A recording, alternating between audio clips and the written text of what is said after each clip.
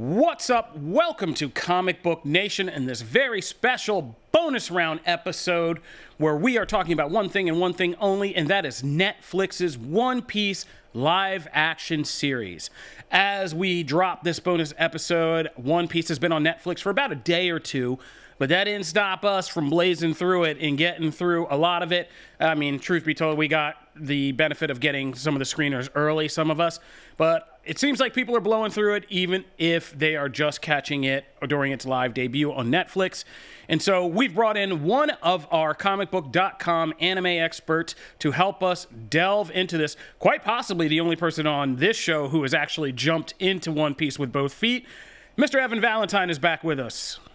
Hey, thanks for having me, Kofi. Thanks for having me, Matt. Really great to be here. Let's all celebrate One Piece. Yeah. Comic Book Anime has been over there eating for the last week. You guys have just been, this is your great revolution. I mean, not only is it One Piece something you guys have been, covering, and I was telling on the regular show we just did, be sure to subscribe to Comic Book Nation and go check that out if you're just coming to check out our One Piece episode right now. We're on your favorite podcast platforms and our YouTube page, which is Comic Book, all one word, -nation.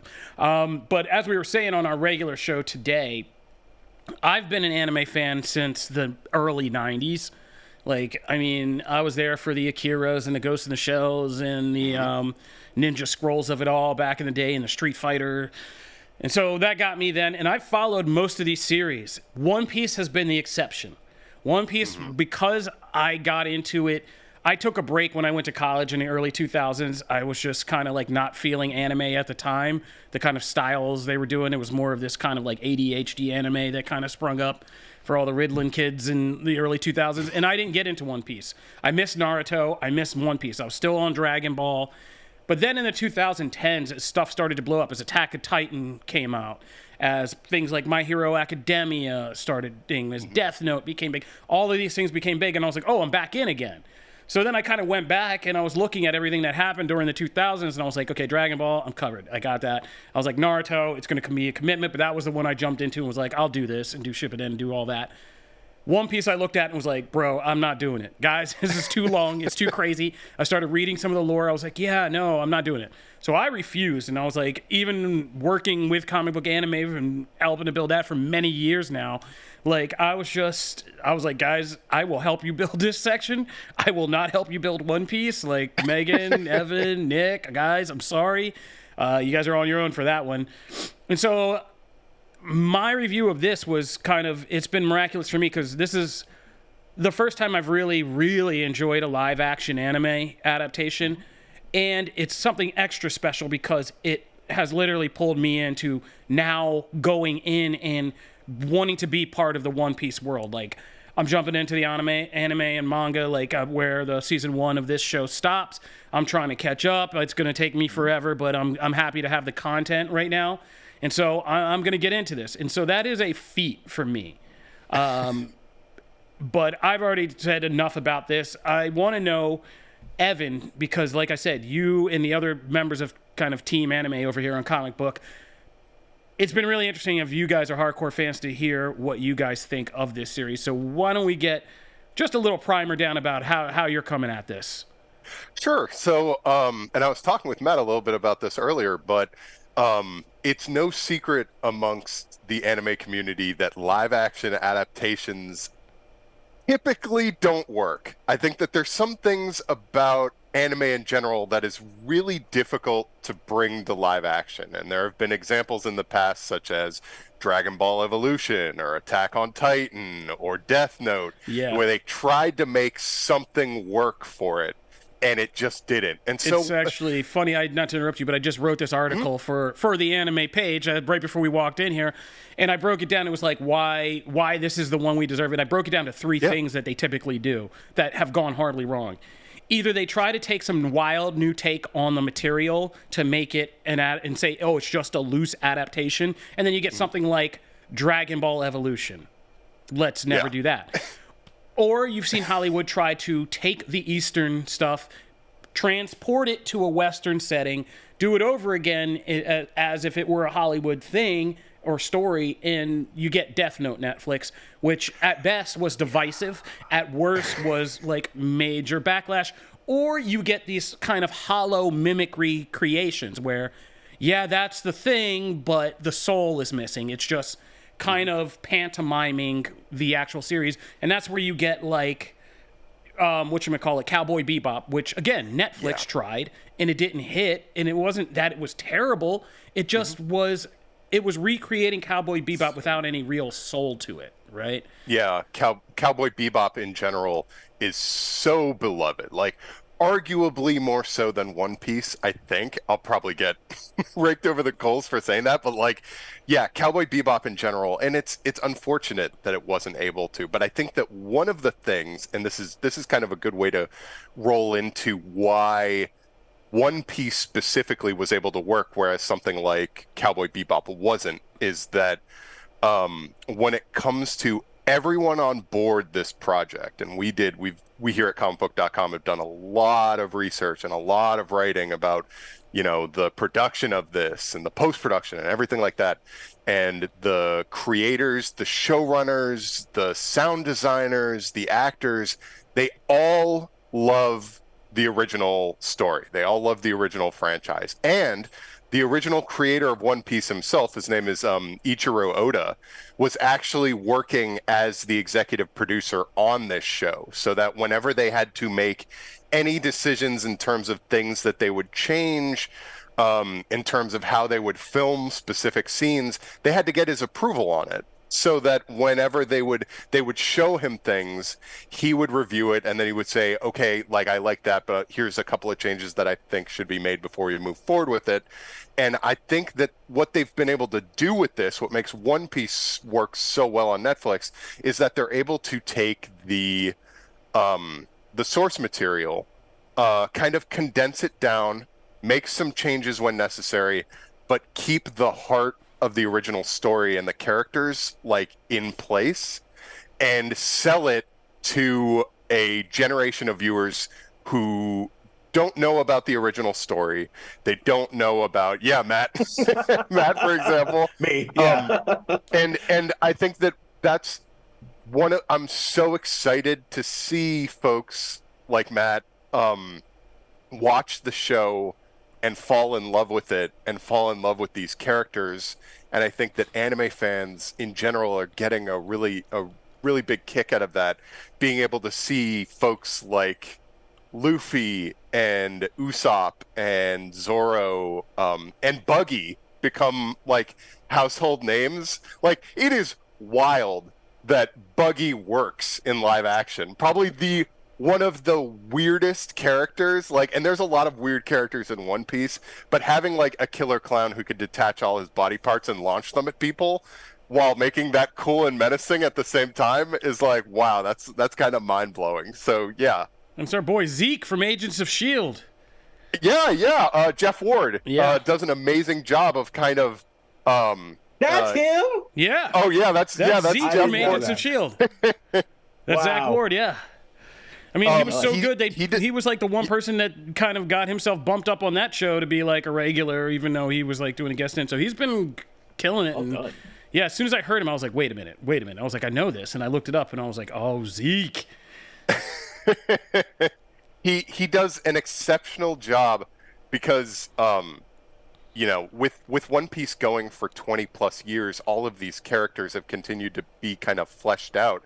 And Buggy is a perfect example of this really weird character that has continued to fail upwards. Like, he just in the series, he keeps getting notoriety and things delivered unto him that he does not deserve. And it's great to see that character brought to life and they like understand what makes him tick. I think that's really like, this show works so well in placating fans of the original series as well as new fans. So it's just fantastic to see. Yeah, I was going to ask you, are there, as a fan who like, because it's interesting, we've been talking about this parallel with like Ahsoka, right? So watching Ahsoka, and there's like two levels of watching Star Wars Ahsoka. It's like here on the show, we have a lot of people who are just kind of mainstream fans. They're watching Ahsoka and they're assessing it.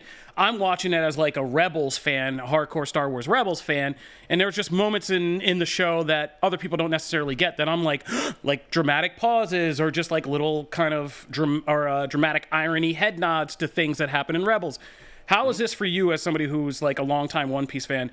Does this show have like another level of entertainment for you with some of like the Easter eggs or head nods or things like that maybe a mainstream viewer won't pick up on?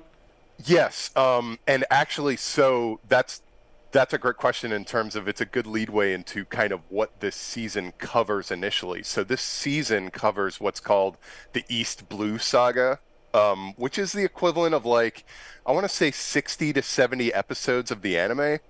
And what it does is that obviously they're not able to hit everything. They only have 8 hours to kind of try to cover as much as they can. But there are a number of different things that they were able to have like as Easter eggs. And again, I'll go back to Buggy. There's one scene specifically where Buggy loses his upper torso and you only see his head on top of like his feet and his arms.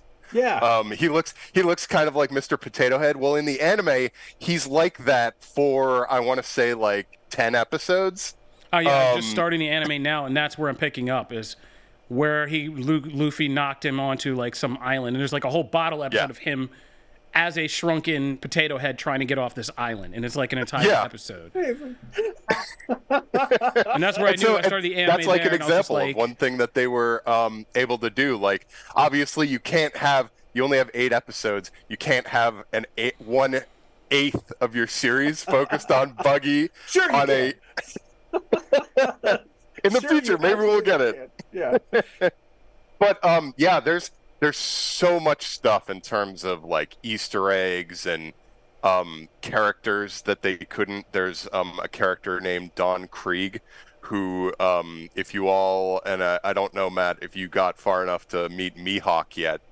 But, I watched the All 8. Yeah, I watched. Oh, you saw All 8. Okay, We're all in. Right here, we both did the whole thing. Yeah, we're good. Yeah, Mihawk fights a character before he even encounters the Straw Hats, who his name's Don Krieg.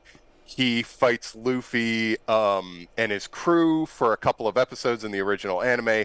Clearly, like, they had to make decisions as to which characters could and couldn't be featured. So at least they took the time to be like, okay, well, we can't devote like an entire episode. We have to we have to introduce all of the Straw Hat Pirates and everything, but we will throw in something for the fans that's like, we didn't forget. He looks exactly like he does in the original anime. And here he is for old fans. I think that like the fact that it's so great to see that all of the actors who portray the Straw Hats, I think they all got the assignment. Yeah. Each and every single one. Yeah. They understand their characters. They do a great job at bringing them to life. They're likable. They're amicable. And you just want to see them on the high seas and like go on adventures and stuff like that. And so like I think that that's one of the things that this show has been really able to do so well, is that it's been able to capture the heart of these characters and the heart of what made the series as big as it is in Japan and around the world so far. Yeah, I think the chemistry between the cast is just phenomenal, because it wouldn't work if even one of them wasn't in it. But like the 4 Straw Hat, or 5 by the time Sanjay comes in, but like, yeah, the Straw Hats themselves, like one of my favorite scenes in this whole 8-episode run was when they're in the restaurant and, Luffy's trying to work off his thing, and Zoro and Nami are just sitting there playing a drinking game together and like trying to get to know each other. And it's like, guess who I am, that kind of thing.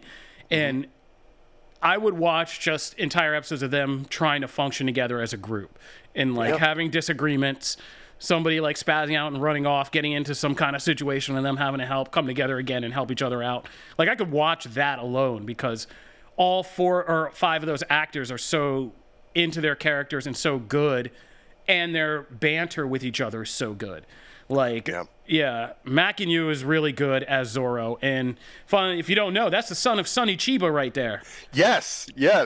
That's totally worth noting. I think that I love all of the young actors, but I will say that I do think that Makinyu is my MVP. I think that he was able to like create a performance that is arguably better than the source material. And I know that's like blasphemy for some he's people. like After a couple episodes, the Scarlet Witch of One Piece. No, seriously, that's not a joke. He's One Piece's Scarlet Witch. There we go. Because I wanted to get into this about the changes, but and like, are there improvements? But no, I watched Zoro in. I'm in, like I said, I'm a couple episodes after this season ends in the anime, and I was like, oh yeah, that's a very different Zoro. Zoro in the anime is more like a Wolverine. She's just kind of like angry all the time, and he's like willing to fight people all the time, which is kind of a fun foil to Luffy, who's like positive and like all of that. But I liked him in this as kind of like the disaffected drinker and like all of that, because then you begin to learn more of his layers and find out, oh no, he does have like a lot of heart. He knows loyalty and kind of friendship and all these things. It's just that he's kind of turned that side of himself off. But seeing him kind of slowly warm up to this group after being so kind of disaffected and all of that, and his first scene with, oh, they should have sent like number 7 or something like that after me, or like that was, I think, one of the most dynamic arcs in here that I loved. His whole scene in the, I can't remember if it's episode 3 or 4, his whole episode down in the pit, like when, and they go to do the flashbacks, and like they do such a good job that also, like, man, they cast like the perfect young actor too. Like the casting in this is impeccable. They cast so well across the board. But like that whole back and forth and that you learn the meaning of the sword, you learn why he has, like, all of that stuff was done so well. And I'll also give I agree with you wholeheartedly. I think the cast, and I want to say his name right. Is it Inaki? Inaki, who plays Luffy. Inaki Godoy.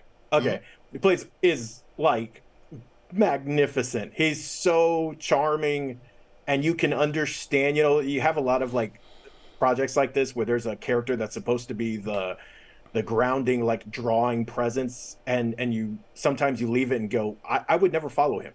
I left this and go, oh, I would absolutely follow him into like a cave that was on fire with like with like a dragon coming out. Emily Rudd too. Like Nami's like that character is so well done. I don't know. I don't have the history. Like I don't have the characters what they're supposed to be. So they just kind of have to draw me in on their own. And I agree with Kofi wholeheartedly. The scene on when they first get the ship, and they're just joking around. And like, Usopp's like getting popcorn, and then like they're just over on the thing and they're just watching and laughing.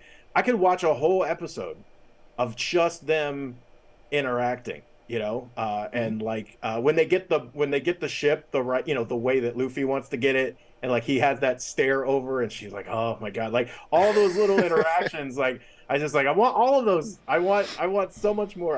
The cast is phenomenal. Mm-hmm. Yeah, I mean, nothing bad. Oh, sorry, I was doing some kind of research. I had no idea that the kid who plays Kobe is the kid from Evil Dead Rise. That's nuts. Yeah, it's wild because one of the things that especially it was very shocking to me, and to go back really quickly, because this is kind of like the idea of like things in the anime working in real life. Like when they originally like showed footage from One Piece and Netflix's One Piece, seeing Zoro put a sword in his mouth, like I was like, could that really work? Like, will people buy that in real life? Because in the anime, like, it looks cool, but like if he's fighting people and he has the hilt of a sword in his mouth, like, will people buy that? And like they did. It works pretty well. But the what makes One Piece work so well, and it's similar to how like Marvel and DC operate in their comic book universes, is that One Piece is this living, breathing universe where they have all of these hundreds, if not thousands, of characters that are growing and developing, and they're bouncing off each other. And one of the things that they smartly did in this was that, as you said, they introduced Kobe, who was a good way of presenting the military and the Navy of the world government, which is this big part of One Piece. And for now, it seems not as big as it is without going into any spoilers, but like it being introduced to Garp and Helmeppo and Kobe in general, they're able to kind of branch out and show that, like, yes, we're following the Straw Hat Pirates, but there is this huge world outside of their ship, and they're going to encounter like so much more. And like, yeah, there are evil pirates that they will fight, but there's all these different moving pieces. And the show does an exceptional job, even though they're not able to show like everything from it. They're able to do a great job of kind of, laying the groundwork. I think that, like, especially if you look, going back to like the Easter eggs and everything, if you look, I think it's in either episode 1 or episode 2 where they're looking at all the wanted posters. Those are all of those are characters that will appear if this series marches on and gets like more seasons in the future. So yeah, being able to just see stuff like that and see it in live action is just so cool. And they really nailed that. They hammered home that part of the series, and God bless them for doing it. Yeah, Vincent Reagan as Garp was surprising, and there were certain things they did in this show that I was surprised worked. Like you said, they committed to the anime of it all, and I was surprised how much that worked, because it is a world, and so you buy it because the rules of this world seem to support it. But just from the stretching, which we talk about, Marvel has been kept up at night, like figuring out how to do stretching. And One Piece is like, we're just going for it. Like, we're making a rubber guy. They nailed it. Yeah, it was so good. We're just do a rubber guy, and that's how we're gonna do it. But like, there was a part where I was like, okay, they are going anime, where it's like Kobe's listening to Garp in one scene, and he kind of tells him the thing about like how Luffy's kind of outwitted him or something. And they cut away, and you don't see him, but you see him off panel. You hear him like having a tantrum, and you see all the papers flying and stuff like that. And I was like, wow, that is just like an anime cartoon scene come to life in live action. And I can't believe they took the time to just stick this in here, but it makes all the difference in the world, because it's silly, it's animated, and it supports the kind of themes and tone of this world. And like you said, my first thought for all of 5 seconds was a guy put a sword in his mouth, and I was like, how can you really strike that hard with a sword in your mouth and not drop it? And I'm like thinking about how bad it would hurt my teeth. And then, but like once the fight started, I was just like, my brain fell away, and I just accepted it as, again, the rules of this obviously silly, heightened anime world. Like, I was like, okay, like a guy can fight with 3 swords with one in his mouth, and I believe that. And like, the duel between Zoro and Mihawk is like, that was really dope. I was just like, in Mihawk's, just simple things you see in anime. Again, like one of the most gift scenes I've seen from this is the episode where Mihawk makes his first appearance, and you said Don Krieger, and they have that Easter egg. But there's a point where he just takes a bullet or a ship's cannon shell and knocks it back and just destroys an entire ship with his like sword, with a blow from his sword, which again looks great in anime, but can look really stupid in live action, but looks so dope here. And I was just like, instantly let you know, this guy's a badass. And like, so I love that they just embraced the kind of the wild absurdity of this world. And like, good on Matt Owens and Steve Maeda, the showrunners, for doing that, because it made it fun. Like I said, we saw things like, we've seen hollow recreations where they actually do mimic or recreate scenes, but it just doesn't have the soul or the spirit. Like, I thought Cowboy Bebop was an excellent recreation of Cowboy Bebop, but I don't think they ever truly understood, the soul, the music, the jazz. Soul is a big part of that series through the music and through the style that it created and what jazz means to that kind of series. And I don't think they ever got that, or they didn't think they could give it to an audience and make it mainstream palatable. But this kind of gets it. And I was really, really just impressed by how each step, because sometimes in a Netflix series, you can get to episodes where things begin to drag, right? But this had no drag to it. Like, every time there was an episode, there's something interesting. Like, whether it's just the initial kind of Luffy and them meeting and having to get away from the Marines and do all of that and have that first fight together where they realize they work well together, to the whole kind of the horror themes, as Janelle was saying in the regular show. Then you have this shift into like a more of a horror themed couple episode arc with the Black Cat pirates and that whole mystery of, you know, Kira and all that, and where they meet Aesop.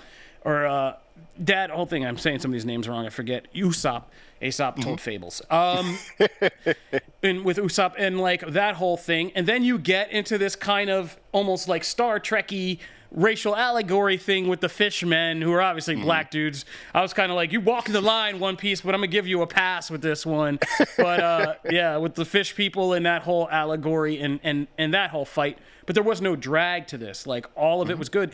And all of those stories managed to have like substantial heart for all of these characters, right? Whether it's like Matt said, like while we're in the midst of a horror theme thing, you get this really deep emotional backstory for Zoro in the well of him just trying to, you know, Dark Knight Rises it out of that well and get, you know, screaming Deshi Basara for him. But yeah, or during like another horror theme part where you begin to learn kind of about like Usopp and like his feelings for Kira and like whatever's going on there. Or to Nami's story, which, you know, her being such a hard ass throughout most of this and finding out she actually does have like a heart of gold and all of that.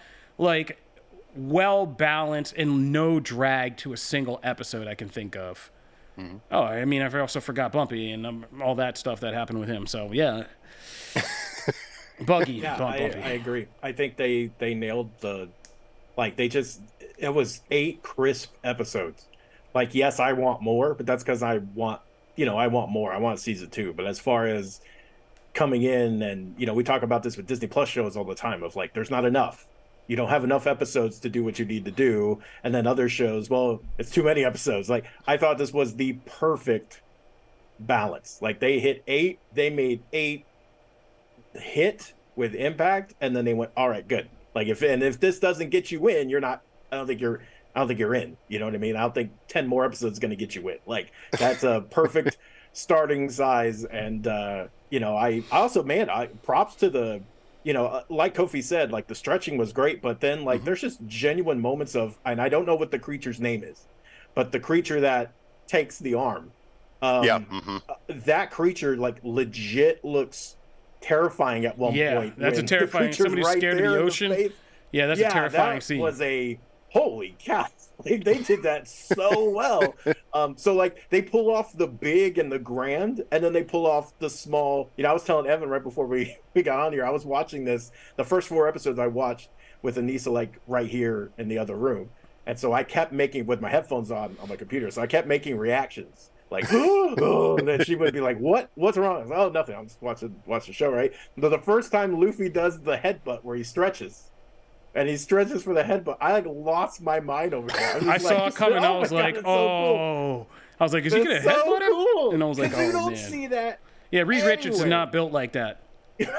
That's just, you know, it's so good. And like when they're hiding all of, you know, when they're hiding all Buggy's parts in the chests and the little things, it's so ludicrous, like the idea, but you buy it because they do such a good job. And he's just like, hey, like stop putting it on. I was laughing hysterically through this awesome fight scene, because there's also awesome fight scenes, you know, the whole scene in the house on the staircase with Zoro, like that whole scene rules. And there's a dude dressed as in half a cat mask, and like fighting and a cook, and then the girl's like hitting, and like he's just looking like such a badass. Like, you buy all of it because it's just so well done. And I can't say enough about the show. So. Yeah, it's made me appreciate Oda's storytelling. Like, there is, I like how this starts, and it seems so small in the beginning. It's just a simple quest, right? Yeah. Plucky hero has his dream he's going to fulfill, and he's setting out to do it, like get a crew, get a ship, and it seems simple. But they keep giving you sketches throughout that you're basically in media race. Like, there's been so much that already happened, and they're like, when Zeph is having a meal with Garp, and they're referencing all these things that let you already know, like, we could already be in a prequel series with this, like, because they've had their generation of pirates, and they've all ended up, and you get the sense that not everybody ended up where you think they did. Like, Garp could have easily been like one of the worst pirates. I don't know that. I'm not trying to spoil. I'm just saying, like, there's just already sketches. Like, this dude could have been one of the worst pirates back in the day. Zeph was obviously this crazy pirate who then just, nobody was like, oh, you're really just running a restaurant now? And he's like, yeah. And like that whole thing. And it's like, you get these sketches without overpowering the story that you are in the midst of something that has a long history around it already. And like you said, that more of this history is going to come in, and there are all these unexpected things. Because at the end of, like, I think, what is it, the second episode, when he sees Garp and he's like, Grandpa? Like, I had no idea that was coming. I was like, wait, what? I was like, okay. And then, like, you find out, yeah, they have history, and there's this whole unexpected side to Luffy where, you know, Garp tried to put him on the line of kind of law, order, and Luffy was like, hell no, and like kind of rebelled against that. And yeah, and so I'm already intrigued about what other surprises there are, what other twists there are. You know, there's clear road to power-ups and all kinds of stuff like that. And so the world has sucked me in. Like, and I think I never understood how much, as somebody who's experienced a lot of dumb-ass lore in anime, like Dragon Ball, I'm sorry, like, that has to be kind of like retconned. Even Naruto, to a certain point in Boruto, I feel like they've gotten more of that lore right about like Otsutsuki and all that is more interesting now in Boruto than when it was in like Shippuden and it was kind of messy. But the lore and the storytelling quality of this is so apparent, and like, yeah, I'm really just invested in this world now, in this history, and like I said, the surprises and who is who and what is what, and it's not what we think, and I like that a lot. And fingers crossed that this gets a second season. Nobody knows yet. They will get weirder. In some, I was telling Matt, if you haven't heard of a character named Tony Chopper before, feel free to look up what he looks like. He will most likely make an appearance, as well as most likely Jamie Lee Curtis. Jamie Lee Curtis is a giant One Piece fan, desperately wants to be a part of this show, and her character that she wants to be actually would appear next season. But they also, without giving away any spoilers, this does have a post-credit scene for a character that would be a big part of a season 2 that would happen. But like you were saying, Kofi, this world that Oda created is just so massive, and it will just continue to expand outright if they want to keep, you know, going forward with the live action version. It's going to be really weird to, if you're just a fan of this, feel free to look up Luffy's gears when you on Google. Just type that into Google and see what the future holds for our Straw Hat Boy. Because imagining some of that in live action would be mind-blowing in general. I'm excited to see what the future holds and whether or not this is going to blow up in a way that we're going to get more seasons of this moving forward. I certainly hope we do. Okay, yeah. That was going to be another subject that it actually was the grenade in our One Piece review, in our non-spoiler review, which was, holy cow. Yeah, that was a big one. Oh no, so, I just Googled Luffy's gear. I just did Tony Chopper. I was just like, yeah. Holy cow, yeah, that's the best reaction to it. Yeah, Tony Chopper is something. Yeah, you're going to need a lot of CG. Without going into any spoilers, a lot of computer-generated animation will need it to be used in season 2, should it happen. There's the world of One Piece is wild, and there's a lot of stuff that they didn't cover. And that's pretty intense. This is going to be nuts. All right, let's go. But the thing that happened in our regular show was our co-host Connor Casey, who liked this series, was probably one of the most cynical rants I've ever heard, but not wrong. He was like, he liked it, but he refuses to get invested in this because he knows Netflix, and he knows how much Netflix loves to give the axe to things, right? We're in the middle of things, and he says, there is no way that we will ever get to the real meat and potatoes of One Piece. Not the time skip, not maybe not even the Grand Line stuff. It's the arguably the best arc where everything smashes together is called the Marineford arc. And that happens, I would say that would take another 4 seasons of the live action series, like if we were lucky to hit that point. But like if they wanted to hit like this, like I said earlier in the show, this first season covers maybe 60 to 70 episodes. Yeah, it might even be higher. I think we're the checking. Anime. And there's 1,100 right now. And that's not even up to the manga, right? Oh yeah, no, and the manga's further along than the anime is. So it would just be like, you know, if they wanted to hit, I have to imagine, and it's I agree with Connor in a sense, because it is kind of, it's a crappy way to look at it. It's in terms of like you kind of have to be cynical in that regard, because like this has to be successful enough that it's able to buck the trend that Netflix has when it comes to like going into this. I thought initially that One Piece has to hit the levels of like Wednesday or Squid Game to like become big enough that we would like even maybe potentially get a second season. I don't know if it's going to hit that level or not. It's like seeing the responses to the show makes me believe that like maybe we are going to hit that, and that maybe we will be able to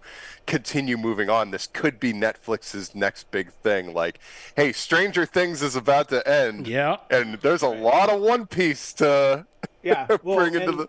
So my biggest issue with that is the thought that, because as someone who has read a lot of comics and a lot of series and watched a lot of shows that end prematurely, even if they have multiple seasons, I am not of the belief that you need to, and also this comes credit to someone who isn't as familiar with all the history stuff.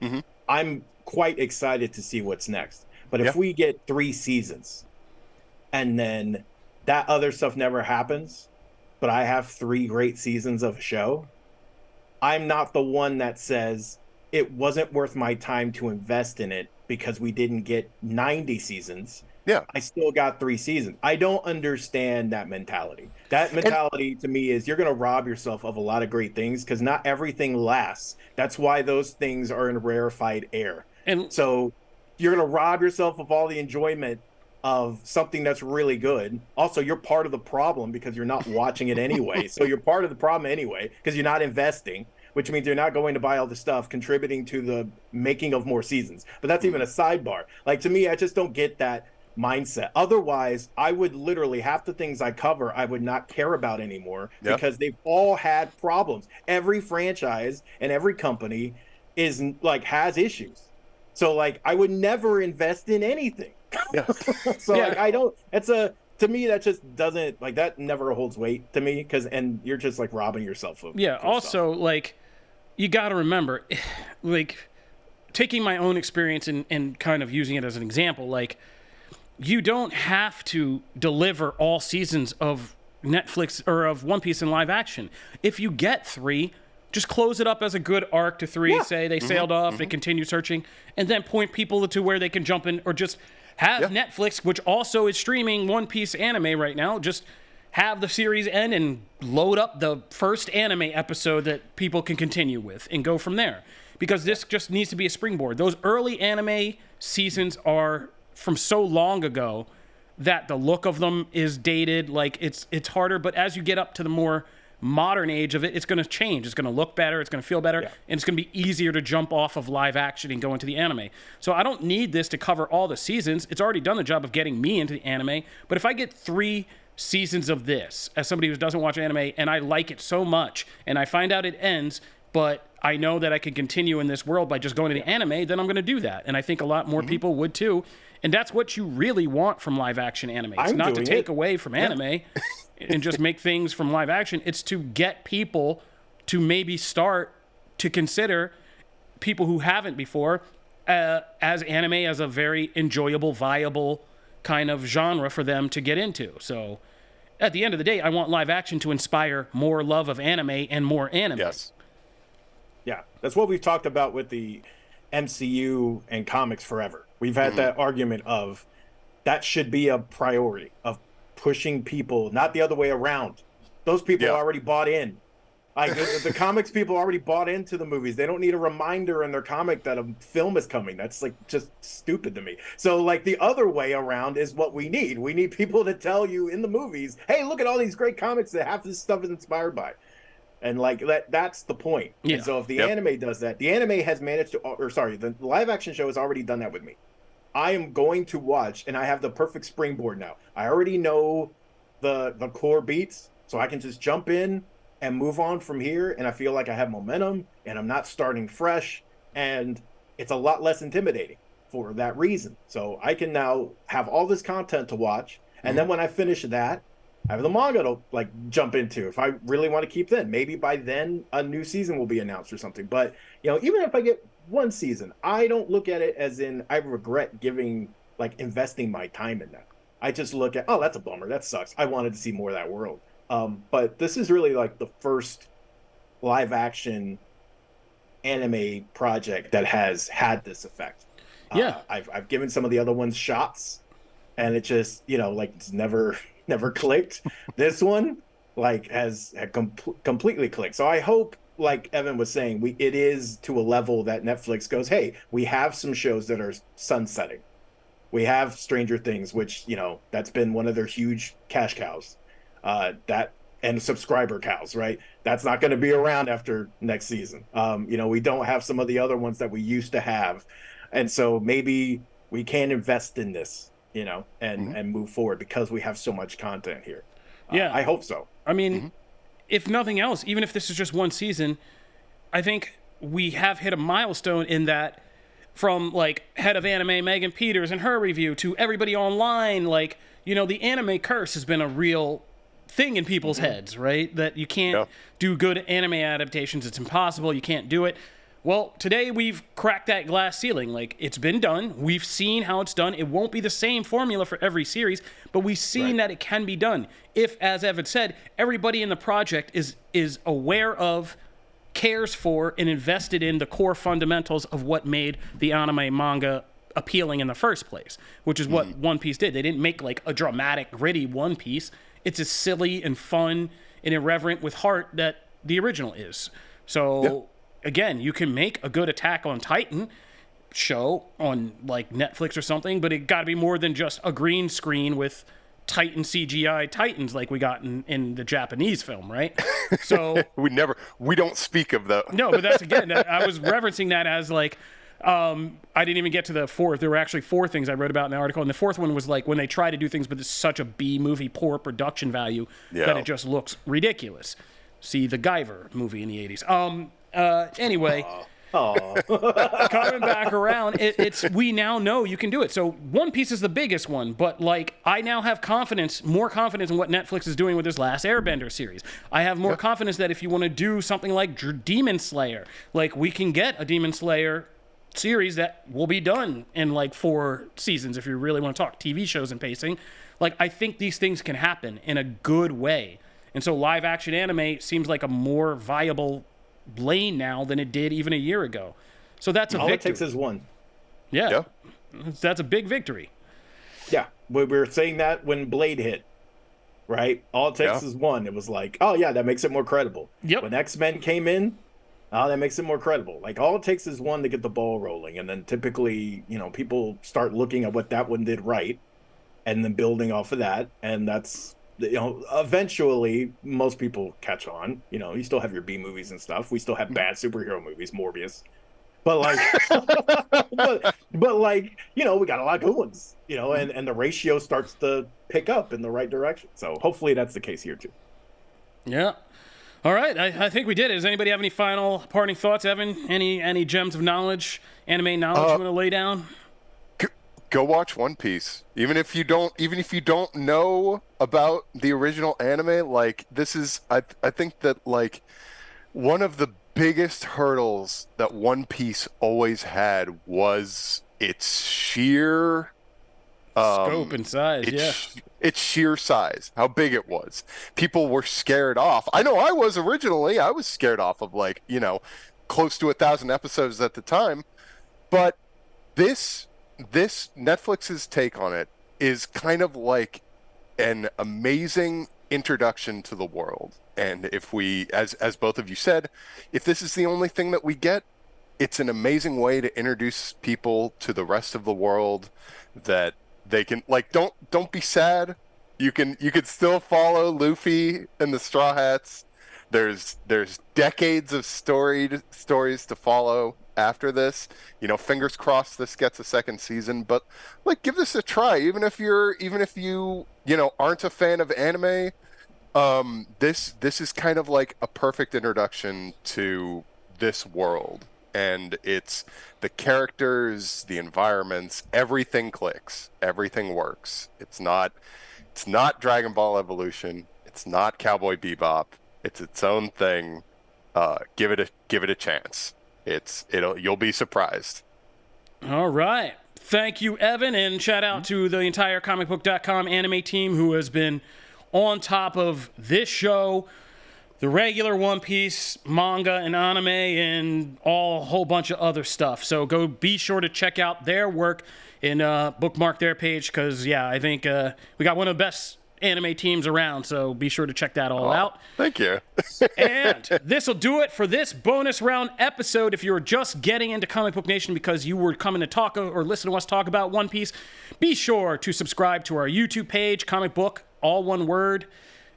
I just messed up my own promotion. It's youtube.com, comic book, all one word, -nation, or you can subscribe on your favorite podcast platforms, Comic Book, all one word, Nation. And be sure to follow all of us. You can find me at Kofi Outlaw. You can find me at Matt Aguilar CB. And you can find me at EV Comedy.